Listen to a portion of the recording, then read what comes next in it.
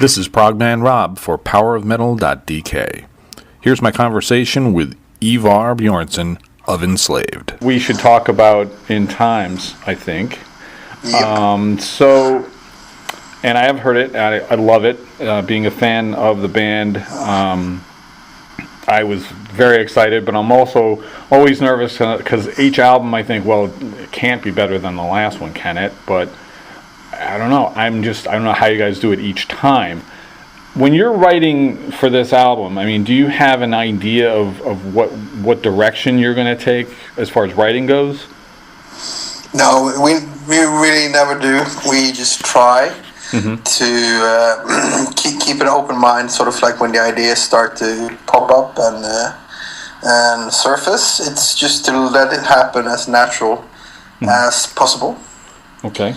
And try and keep sort of a little bit of a technical distance to it to begin with, because the minute this starts trying like steer it in some direction, I'm kind of anxious that I'm going to lose out on something, you know. Right. If you start thinking, okay, let's take it this way or that way. Right. So I'm trying to keep an. Yeah, it sounds a bit goofy, but it's. I think it's the thing about. It's the same as trying to remember things, I guess. If you want to remember as much as possible, it's a good thing to not start noting, jotting down things immediately, just to let the brain like collect all of its loose ends and so on. And that's kind of how we work with it too. And then I guess when we get closer to the studio time, when the songs are ready, that's when we start to have sort of a more analytical view on it. Right. But as far as possible, just let whatever happen. So just let it be natural. Yes. So and that's the thing on this album. It seems like, I mean, you guys tend to blend a lot of different styles anyway. Black metal, obviously, from and progressive, but even more so. There's a lot of melody on this album. I think even more so than in the past. Like building with fire that's about as catchy as it gets. Yes. And is that still a natural thing, or is that happening more when you're getting in the studio? Are you fine tuning at that point, or are you going in with something saying, "Hey, this is catchy. Let's do it"? Yeah, it's. I guess we try to avoid language like catchy, because that. I'm sorry. I guess catchy. I should say catchy for Enslaved. How's that? Yeah, that's fine. I'm kind of partially kidding. It's I guess a thing that comes with coming from the scene that we did. Sure. And, like when we were kids, it was very important to be anything but catchy. but that, yeah, of course, eventually that's what you want to do, is have stuff that sort of makes you react. And I'm not that, I guess maybe it comes with age, or not necessarily the age, but having done it for a long time and sort of finding confidence in what we do will always be sort of the Enslaved thing anyway. So if there's something that blatantly, I would even go so far as to say, if something turned up and it was labeled, or we felt that was even funky, we would keep it if it felt right. Sure, that makes sense. So if it could be hard, noisy, aggressive, or catchy and funky, who cares? It's as long as it works. Right. I mean, that's the thing. Regardless of it seems like, because like even on the title track, obviously it's the biggest piece, but there's so many different parts and layers to that song, and even a very quieter moment, which I thought was really cool. I mean, how do you go about arranging something that's that big and pulling it apart like that? That's mind blowing. Yeah, it's that's. I'm not exactly. There's no like methodology to it. It's it helps a little bit with just. We've always done that even before, like pre-computer times. Used recordings in different varieties and sort of not exactly sheet music, but trying to work in parallel with some of the songs and have like a graphic depiction of how the song is working and so on. That tends to work a little bit too, to have all these elements to get that kind of overview, I guess. Sure. Because it's easy to get lost. I think sometimes I have a feeling, and with the older stuff from the first album, with those lengthy songs. Yep. it's got its charm, but in a kind of like a hyperactive rat just going nuts through a labyrinth kind of charm. It gets there in the end, but it doesn't really have a sense of, of the big picture. Yeah, it's just going, you know. Well, you were young kids running off in every direction you could, right? Exactly. So now we kind of enjoy that thing where you could work on the song and then sort of get a little bit up from the floor level and look down on the song and then sort of have a little bit of a theoretical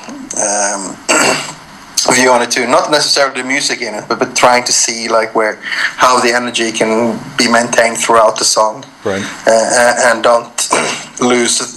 You know, if the song is 8 minutes, it's kind of pointless if it starts ebbing out already after 5 or 6. So sure.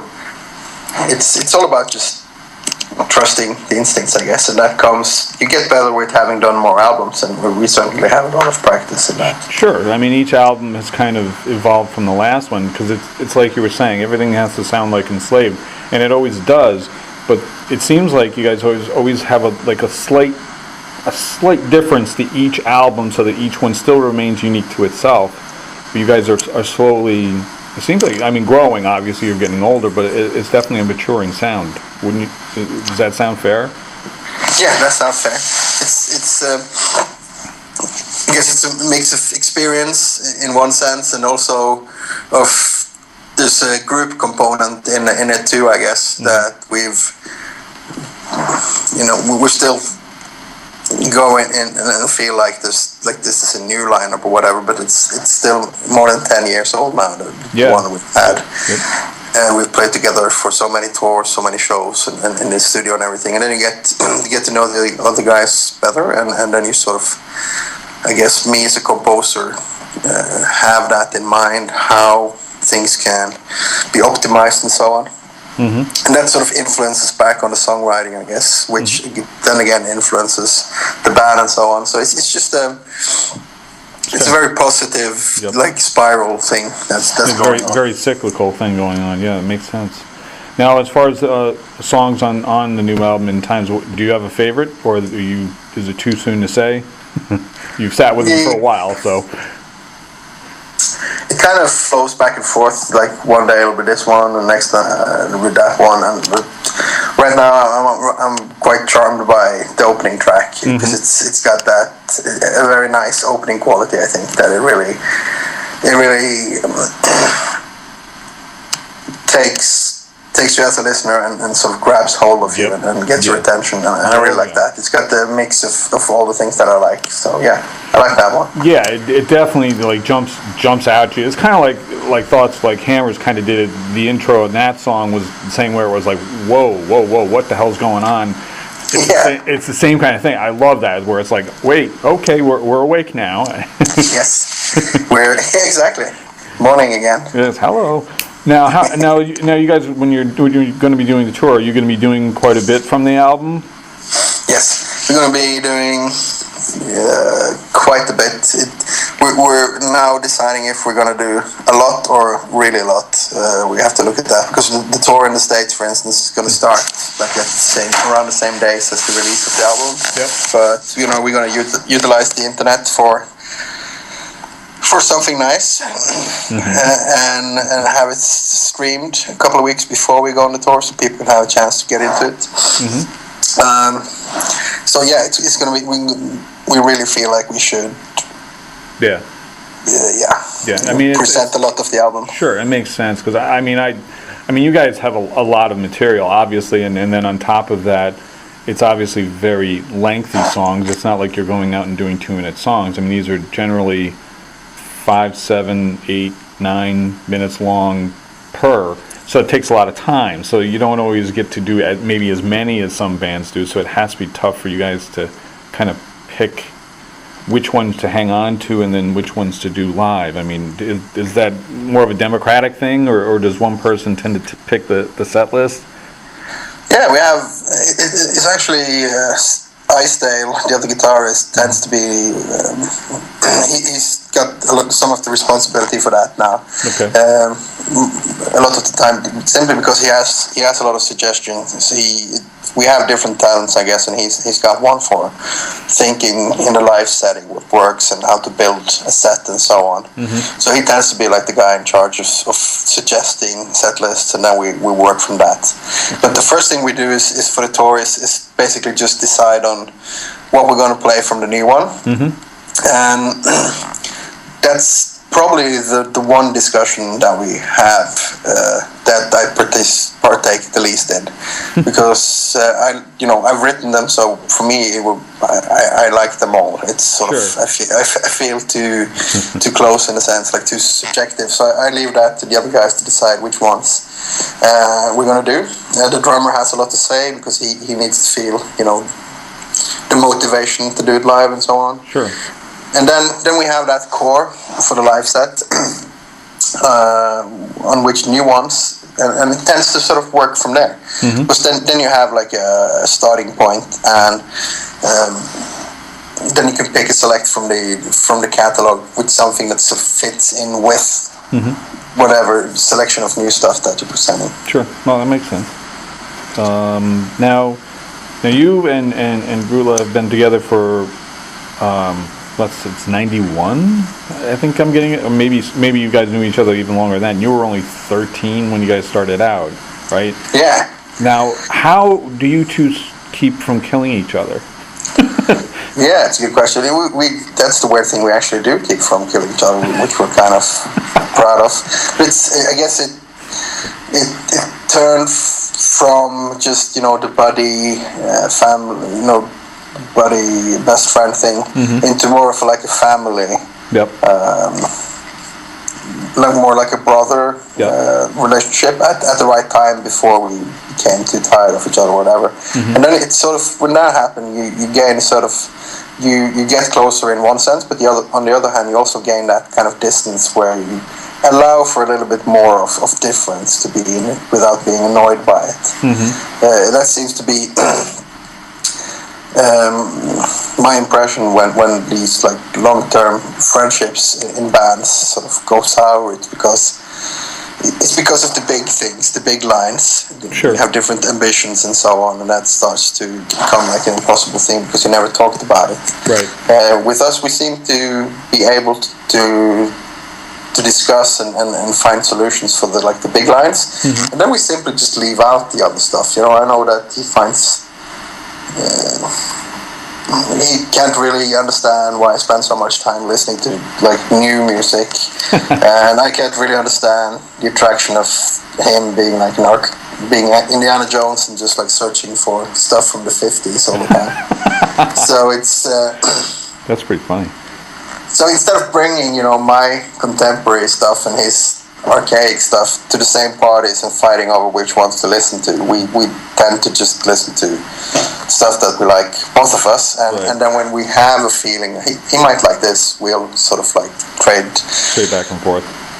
Trade back and forth then, but we don't really have that kind of thing where we want to convince the other guy of our own sort of thing.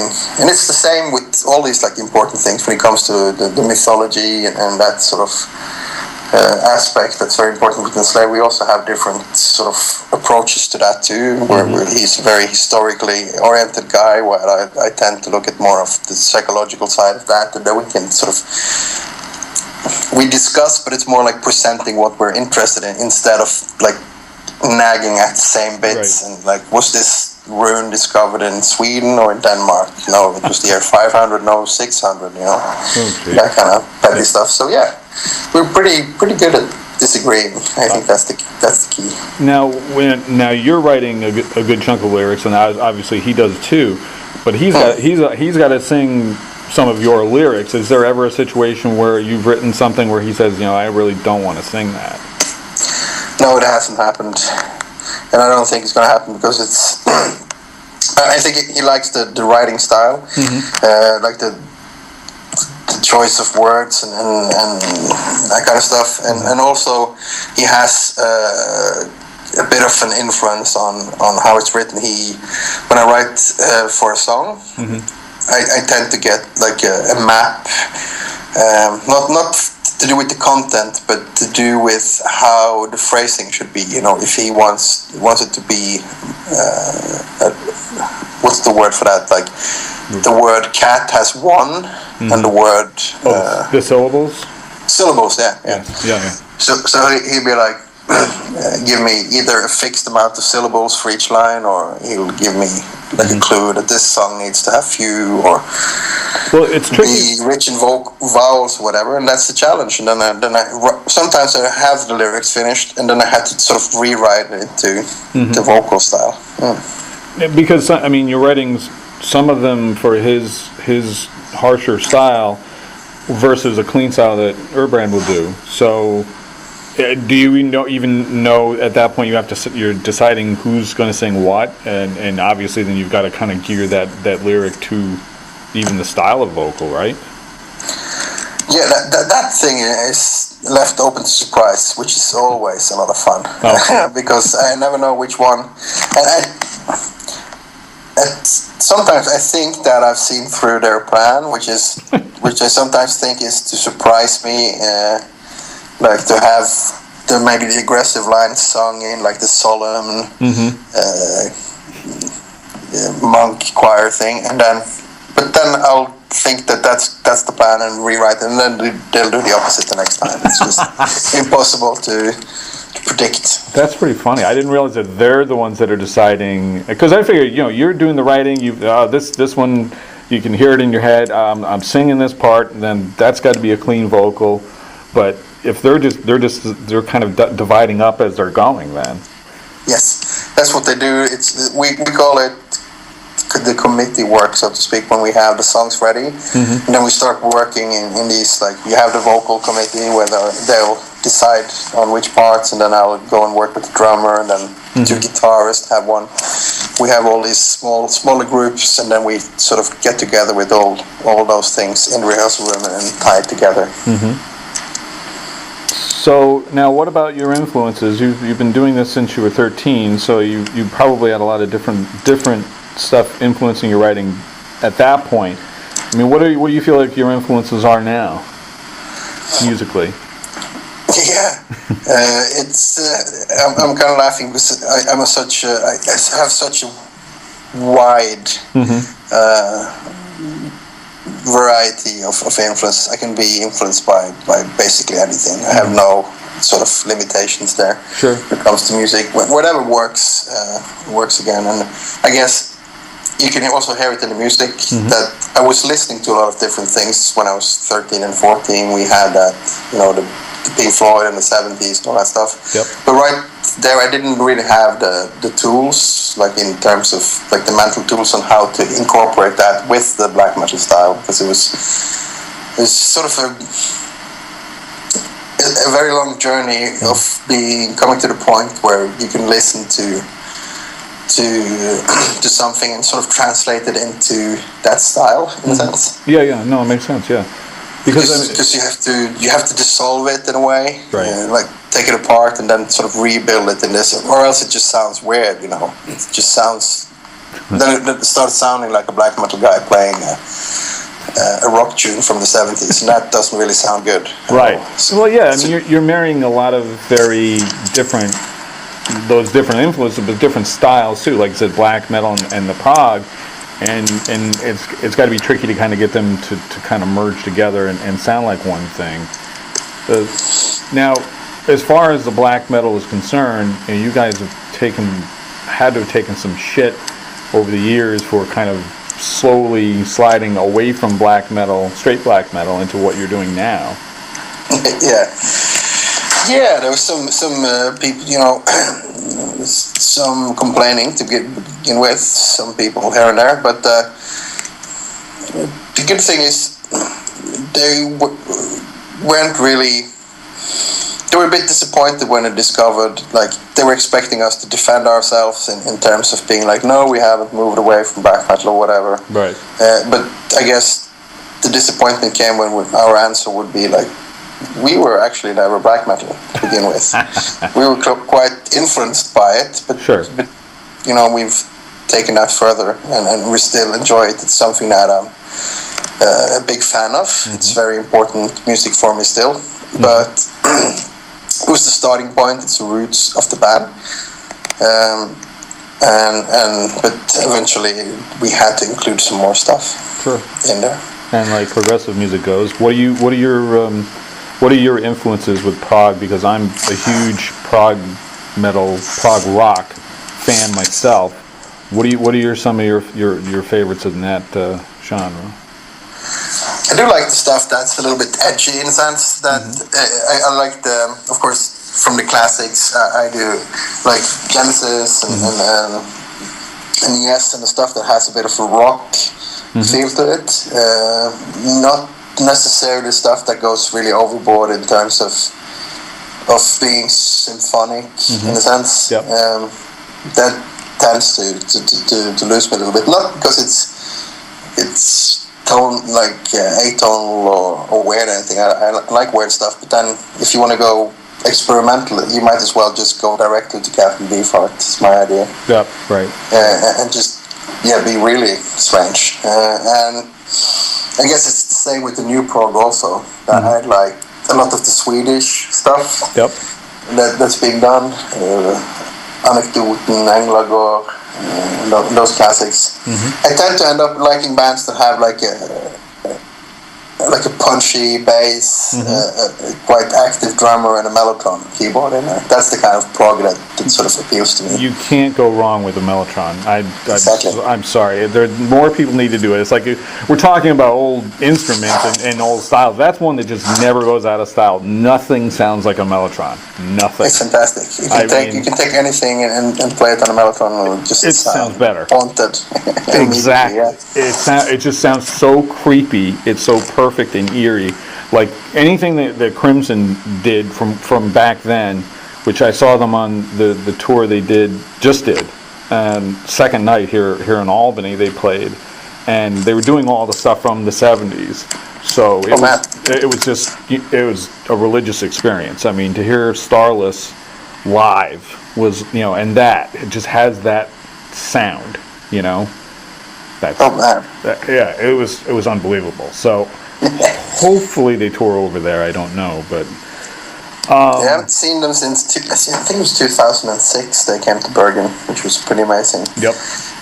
I just thought of this pretty hilarious story because they were playing in this big concert hall on a Tuesday, but they arrived already on a Friday or Saturday or something. They were rehearsing there, and then Trey Gunn and Mazzolotto, is that how you say his last name, drummer?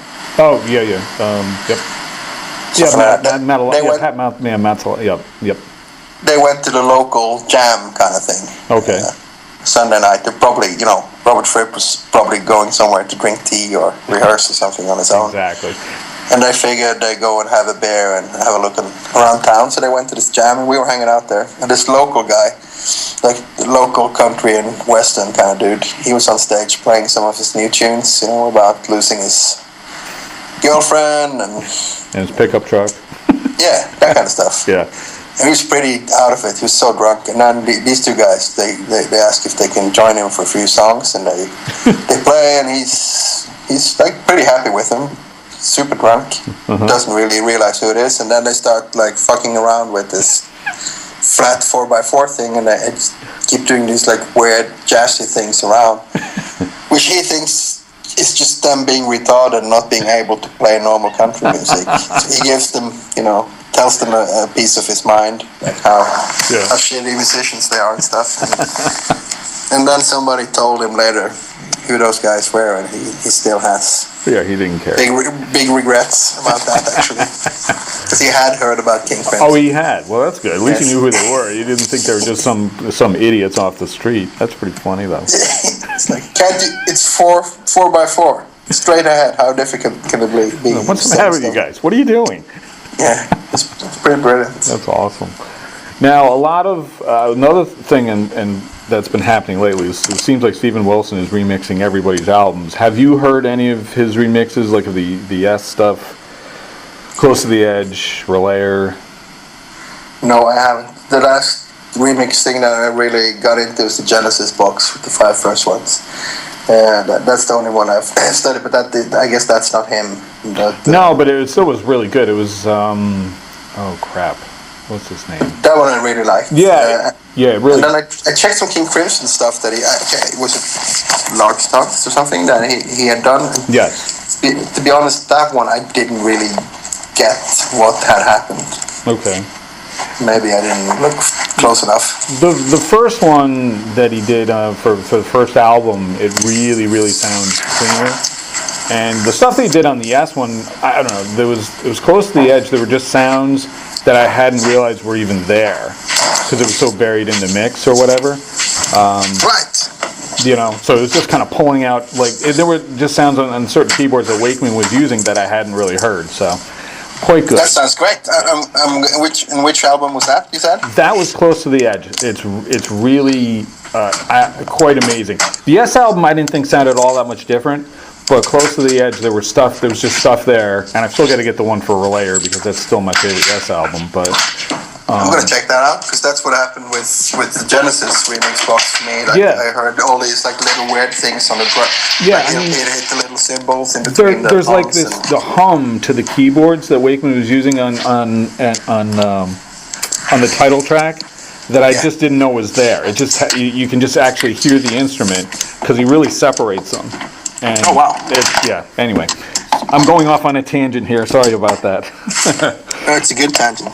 It's good. Well, I could keep you all day, but I'm not going to do that, Ivar. I really appreciate you giving me a call. Cool, man. You're going out on tour. When does that tour start? 5th March. That's when it starts in the U.S. Starts in the U.S. and then where are you going from the U.S. over to Europe? Yeah, then we're going back, continuing doing a festival season from April throughout August. Then we're doing some UK dates in September. Okay. And October is all Norway. Mm-hmm. Because you can only do weekends in Norway. So everybody's at home sleeping during the week and then they're out drinking in the weekends. And then November it's mainland Europe. And then we're not sure what's happening after that. They're saying Australia or South America. So it's going to be a big tour. Traveling for a while. Big tour indeed. Well, I appreciate you calling me, Ivar. Thanks, man. Interesting talk, and I'm going to go check out that Yes remix. Definitely check them out. Definitely. Yeah, I think you'll love them. Really. Cool. All right, buddy. Take care. Take care, man. All right. Bye-bye. Bye.